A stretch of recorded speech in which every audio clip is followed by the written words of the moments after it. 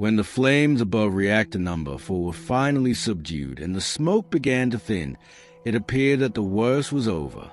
The burning graphite had been smothered with sand and boron. Helicopters no longer hovered constantly over the crater. Soldiers had been rotated in and out of the most contaminated zones.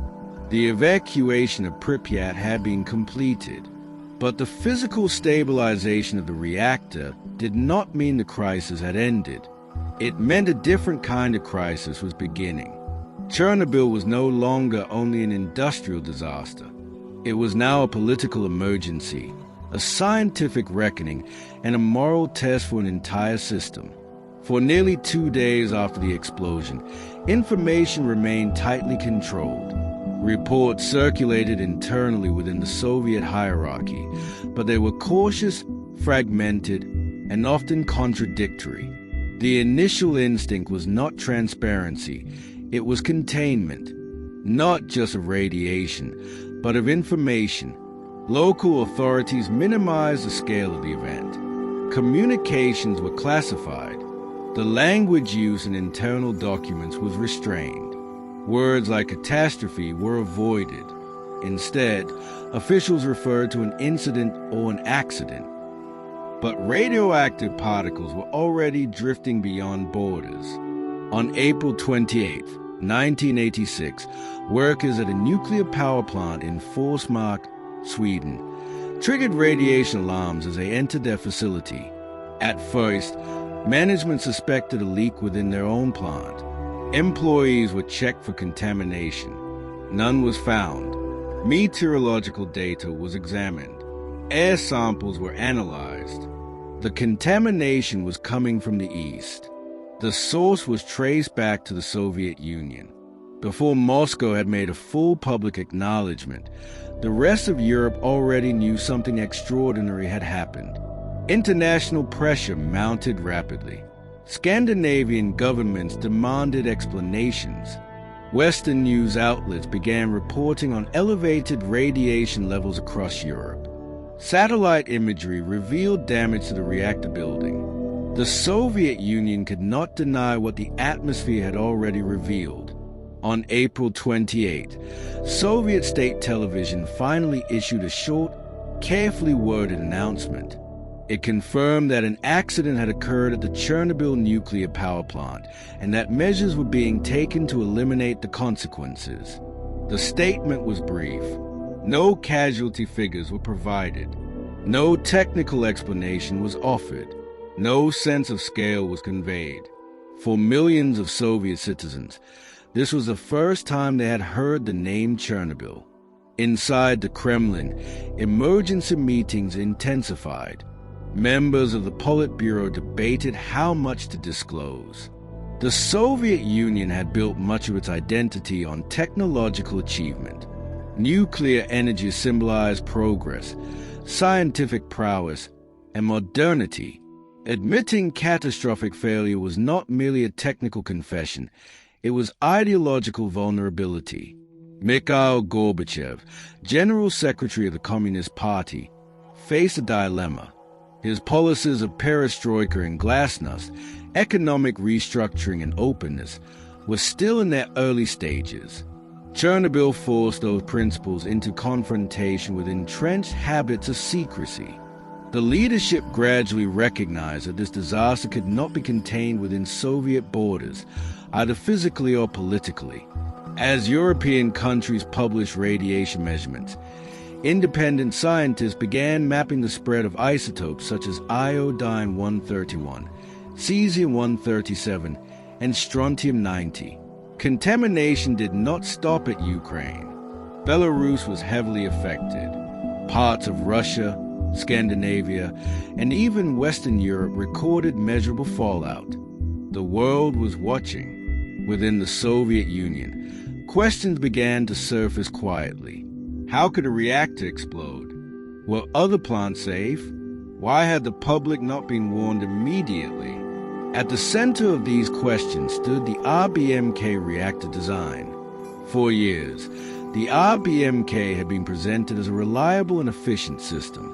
It used graphite as a moderator and light water as a coolant. It allowed for online refueling, increasing productivity. It was a distinctly Soviet design, powerful, ambitious, and uniquely structured. But it also had critical flaws. One of the most dangerous characteristics was its positive void coefficient. Under certain conditions, when coolant water turned to steam, reactivity increased rather than decreased. In stable systems, power feedback is typically negative, meaning that increases in temperature naturally reduce reactivity.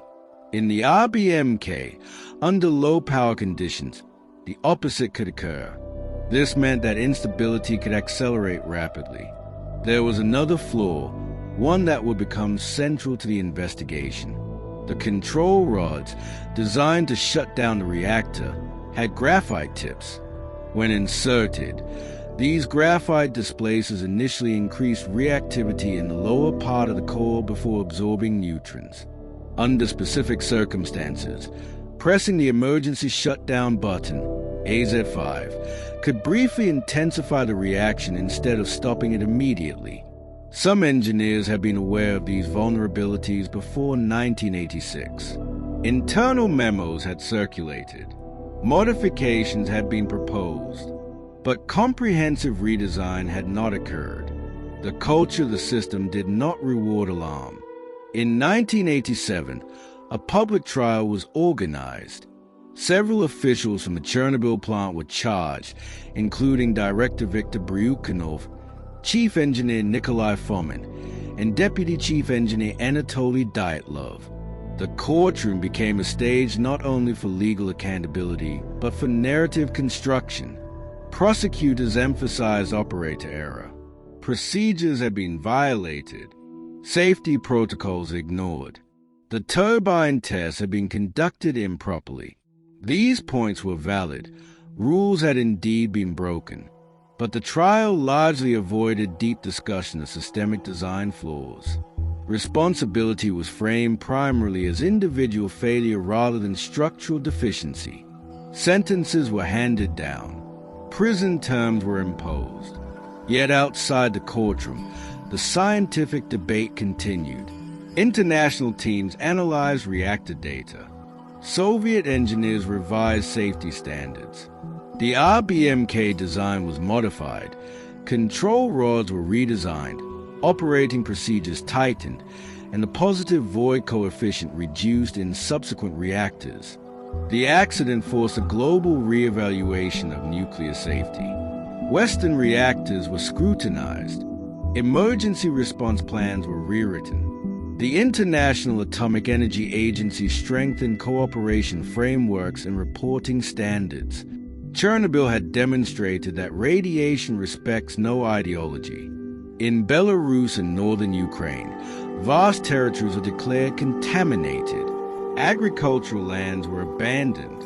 Entire villages were permanently evacuated. The exclusion zone, a 30-kilometer radius around the plant, became a controlled region. Over 100,000 people were relocated in the months following the disaster. Ultimately, hundreds of thousands would be displaced over the years. The human cost was complex and difficult to quantify.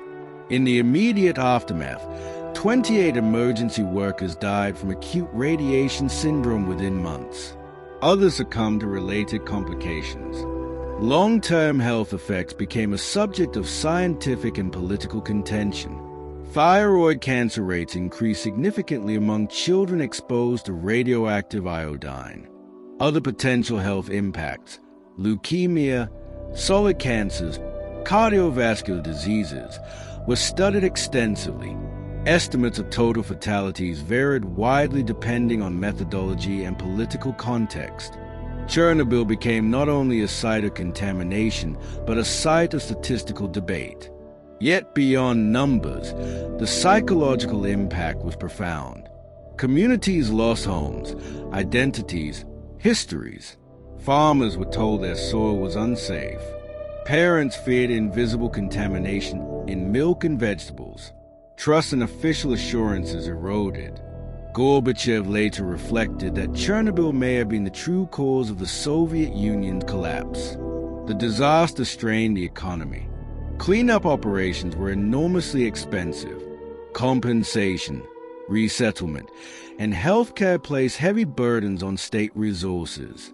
More importantly, Chernobyl exposed the fragility of the information system. Glasnost accelerated. Journalists began reporting more openly. Previously classified details were revealed. Public discussion expanded. When the Soviet Union dissolved in 1991, Chernobyl stood in memory as both symptom and catalyst. In 1986, workers constructed a massive concrete and steel structure around Reactor No. 4, known as the sarcophagus. Built under extreme radiation conditions, it was never intended as a permanent solution. Cracks developed over time. Water infiltration became a concern. In 2016, a new structure, the new safe confinement, was moved into place over the original sarcophagus. It is the largest movable land-based structure ever built, designed to contain the reactor remains for at least 100 years. Inside, robotic systems will eventually dismantle unstable structures and manage radioactive debris. But even steel arches cannot erase history. Today, the city of Pripyat remains frozen in time. Apartment buildings stand empty. Schools contain abandoned textbooks. The amusement park's Ferris wheel, scheduled to open days after the explosion, never carried passengers. Nature has returned. Trees grow through concrete. Wolves roam through silent streets. Birds nest in shattered windows. The exclusion zone has become both a warning and a paradox, a place where human absence has allowed ecological recovery, even as radioactive isotopes persist in soil and sediment. Chernobyl reshaped global nuclear policy. It altered public perception. It influenced energy debates that continue today. But perhaps its deepest lesson lies elsewhere. The explosion was violent. The fire was visible. The evacuation was dramatic. Yet the most consequential element was invisible. Radiation could not be seen or felt directly. Its effects unfolded slowly, sometimes silently. It required trust in measurements, in institutions, in transparency. When information is delayed, minimized, or distorted, invisible threats become magnified. Chernobyl exposed not only a reactor core, but the cost of secrecy.